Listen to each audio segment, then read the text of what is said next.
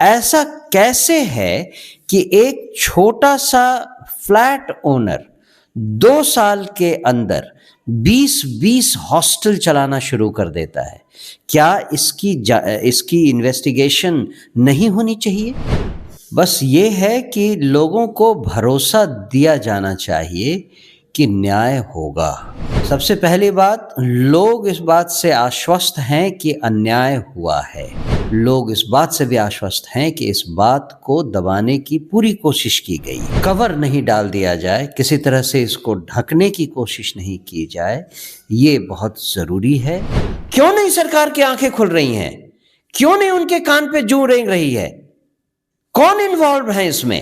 देखिए, जैसा हम तमाम खबरों में दिखा रहे हैं, जहानाबाद की बेटी को न्याय मिलना चाहिए। 16 तारीख को प्रशांत किशोर जहानाबाद मिल जाते हैं, परिवार से मिलते हैं और प्रशांत किशोर के पटना पहुंचते पहुंचते एसआईटी का गठन कर दिया जा रहा है। लेकिन एसआईटी भी जो है वो अभी तक जो दिख रहा है, हवा में हाथ पैर मार रही है। किस एंगल कभी बयान आ रहा है किसी एंगल से। आज जो है डीजीपी लेवल की प्रेस कॉन्फ्रेंस होने वाली थी, टाल दिया गया। आखिर अभी तक किसको बचाया जा रहा है? क्यों नहीं पुलिस कुछ कह रही है? हमारे साथ मनोज भारती हैं, कार्यकारी प्रदेश अध्यक्ष हैं जनसुराज के। क्या कहिएगा मनोज सर, अभी तक सब कुछ हवा में तीर चल रही है। मैं तो अभी इस वक्त इतना ही कहना चाहूँगा इस मामले में कि सरकार को और इस पुलिस तंत्र को थोड़ा वक्त तो मिलना चाहिए। और मैं ये भी मानता हूँ कि अगर इन्वेस्टिगेशन चल रही है तो इसमें ज़रूरी नहीं कि हर स्टेज पर वो पब्लिक हो। बस ये है कि लोगों को भरोसा दिया जाना चाहिए कि न्याय होगा। सबसे पहली बात, लोग इस बात से आश्वस्त हैं कि अन्याय हुआ है। लोग इस बात से भी आश्वस्त हैं कि इस बात को दबाने की पूरी कोशिश की गई है। अब अगर एसआईटी का गठन हुआ है और जनता की उम्मीद जगी है, तो इस पर फिर से कोई कवर नहीं डाल दिया जाए, किसी तरह से इसको ढकने की कोशिश नहीं की जाए, ये बहुत ज़रूरी है।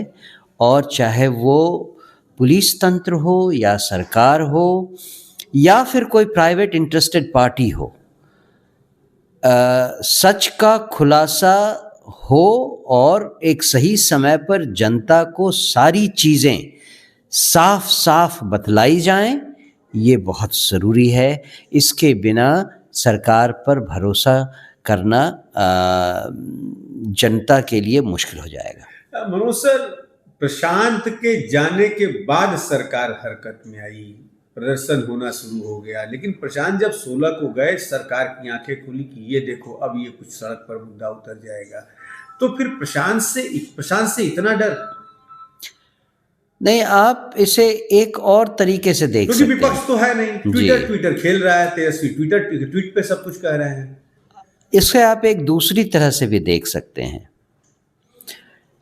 एक केस सामने आया है, ऐसे कई केस होते रहते हैं अपरेंटली, और वो दब जाते हैं।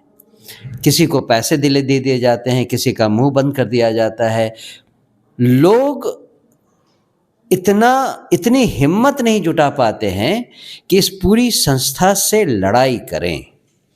अब एक केस खुलकर सामने आया जहां परिवार वालों ने हिम्मत की, उनके साथ प्रशांत किशोर और जनसुराज पार्टी खड़ी हुई, तो ये पता चला कि ऐसा तो आए दिन होता रहता है। उसी दिन 6 तारीख को औरंगाबाद के गोह का ये मामला है। 4 तारीख को बच्ची को माता पिता छोड़ के गए, 6 तारीख को सुसाइड की है और पीएमसीएच में पोस्टमार्टम करा के एफआईआर आज लोड किया है गांधी मैदान थाना पुलिस ने। 9/26 का ये मामला है। क्या कहेंगे इसको? बच्ची के माँ बाप ने आज ऑडियो पे तमाम मीडिया उनका बयान लिए, करे कि तब हमें भी शक है कि हमारी बच्ची के साथ भी कुछ हुआ होगा, मार दिया गया। आखिर क्यों? हॉस्टल का नाम भी परफेक्ट हॉस्टल गांधी मैदान के एक बगल में है, उसकी ये घटना है। हो क्या रहा है सर? नहीं, मैं तो सरकार से ये दरख्वास्त करना चाहूँगा कि ये जो घटनाएं सामने आ रही हैं, इन पर पर्दा नहीं डाला जाए और एक मुश्त सारे हॉस्टल्स की, गर्ल्स हॉस्टल की, स्पेशली जहाँ लड़कियां महिलाएं रहती हैं, उन सब की प्रॉपर जांच होनी चाहिए। ऐसा कैसे है कि एक छोटा सा फ्लैट ओनर 2 साल के अंदर 20-20 हॉस्टल चलाना शुरू कर देता है? क्या इसकी इन्वेस्टिगेशन नहीं होनी चाहिए? कहाँ से आए पैसे? क्या उनका इनकम सोर्स है? और कैसे इतना रैपिड प्रोग्रेस कोई भी व्यक्ति कैसे कर सकता है जब तक कि इसमें कोई ना कोई इलीगल काम नहीं हो रहा है? ये मानते हैं आप, जहां हॉस्टल चल रहे हैं उसी में हॉस्टल चलाने वाले के परिवार भी दूसरे तल्ले पे रहते हैं, लड़कों का आना जाना रह रहा है, दोस्तों का आना जाना रह रहा है, और वहां लड़कियां भी रह रही हैं। ये सबसे बड़ी असुरक्षा का कारण नहीं है? अब इन सब पर डिटेल में बात करना तो अभी मुश्किल होगा, क्योंकि मैं इस एरिया का एक्सपर्ट तो हूँ नहीं।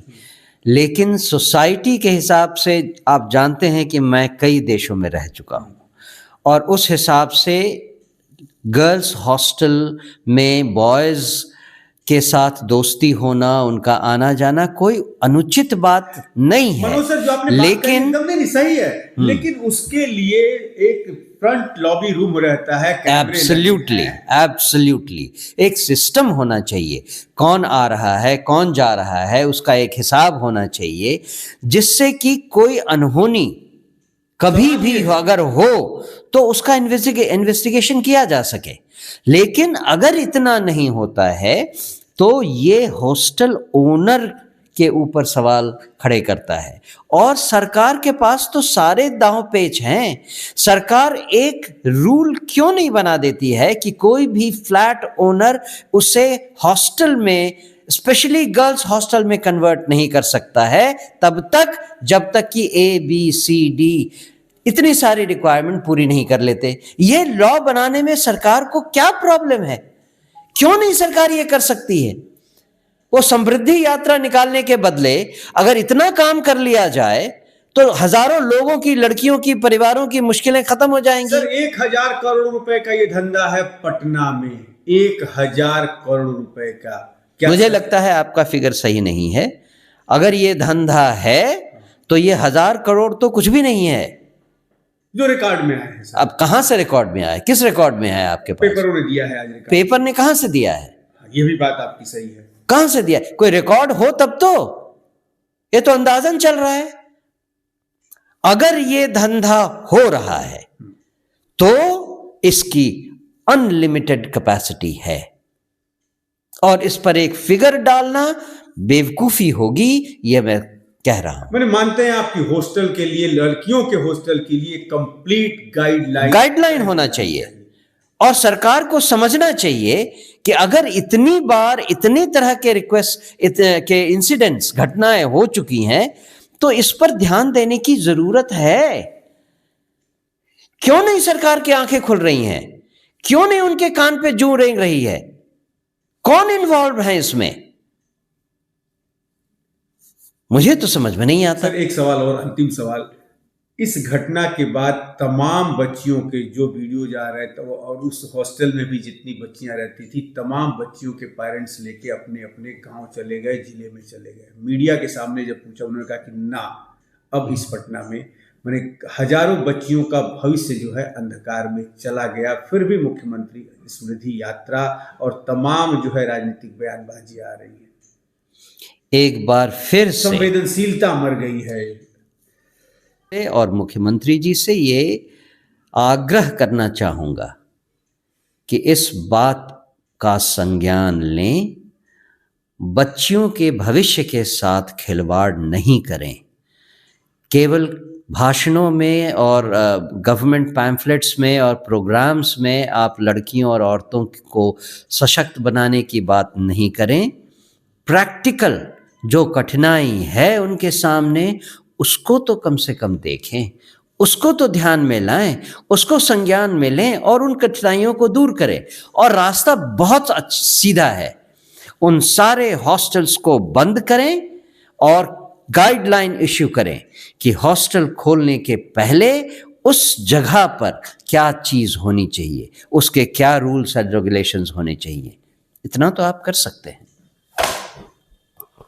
मनोज भारती जनसुराज के कार्यकारी अध्यक्ष प्रदेश के कह दिया कि गाइडलाइन सबसे पहले तय होनी जानी चाहिए।